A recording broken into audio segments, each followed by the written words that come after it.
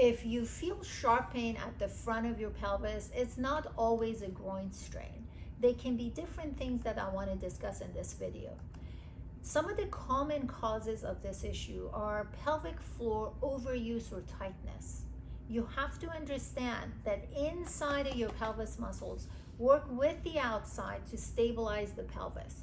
So when we have pelvic floor muscle overuse or tightness, something is off, that these muscles are overworking. So I'm going to mention this and then elaborate on it a little bit. The other thing that you want to keep in mind is muscle imbalance around your inner thigh and core can cause this issue with the pain in front of your pelvis. You can have pubic symphysis. That's just above the pubic bone. That's where the pubic symphysis is. That area is pubic symphysis. So you can have pubic symphysis irritation from different things. It can be injuries, it can be childbirth, it can be different things. And you can also have referred pain from abdominal wall or hip pain.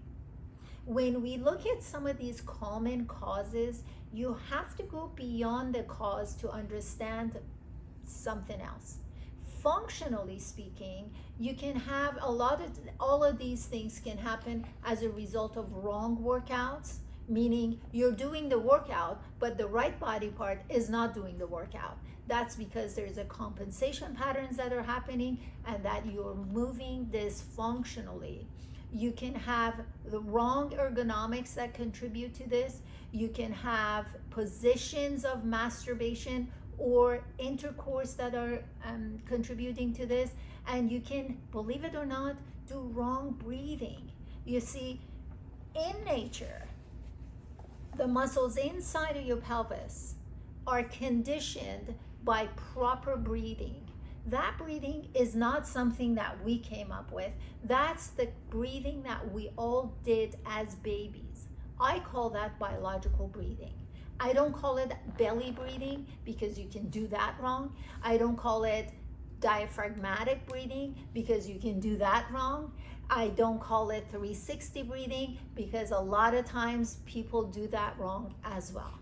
If you don't know how biological breathing is, type biological breathing. Actually, don't type biological breathing. We'll put the video of biological breathing at the end of this video. Make sure you subscribe to my channel so every time I post a video, you get to watch it and learn from it. Biological breathing is how we naturally breathe and how that's through the nose, and there are certain things that need to be in place. That's the only way the muscles inside of your pelvis have an opportunity to relax when you breathe in, and the same muscles together contract to breathe out.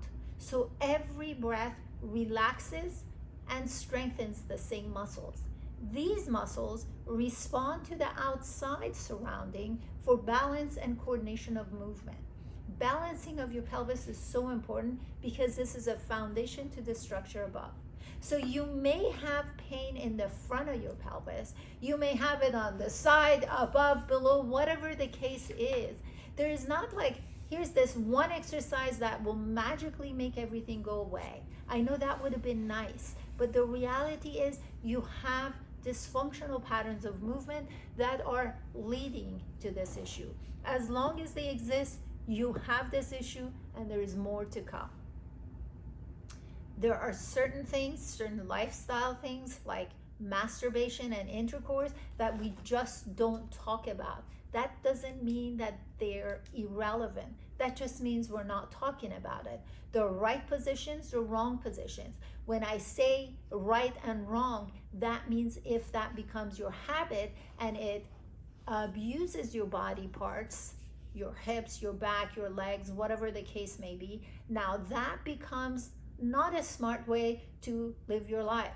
Learn how to modify it the right way and enjoy whatever it is that you enjoy doing. So some of the fixes for this, of course, understand dysfunctional patterns of movements need to be recognized and dealt with. You want to start with biological breathing. I just barely elaborated on it. We're going to put the video at the end. There is something that we all did at age 3 months of age. 3 months. That's when you learn how to have a neutral spine, how to balance your pelvis, how to move your legs without creating any modifications of actions that are not primary to the body part. Let me explain. I'm going to show you the 3 months one first. So you're going to lay down on your back, close the small of your back, using the muscles in the front of your pelvis to pull it up. That's the key.